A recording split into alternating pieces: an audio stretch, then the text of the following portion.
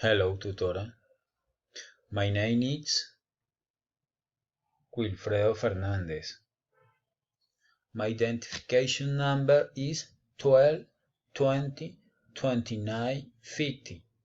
My father is Camilo Fernandez. My mother is Luz Elena. I live in Ibagué, Tolima, with my wife and my three daughters. I am studying industrial engineer in the SEAT Ibagué. I am 36 years old. My travel experience in snow park. The trip met to the snow-capped park was a very pleasant experience. Always I was in contact with nature.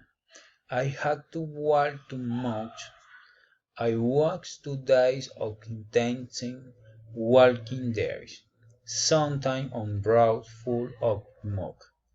But I walked were and since I managed to reach the top of the snow.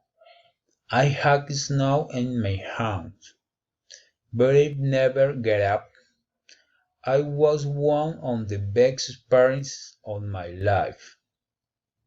This has been of the best trips I had ever made and to really close place. Thanks.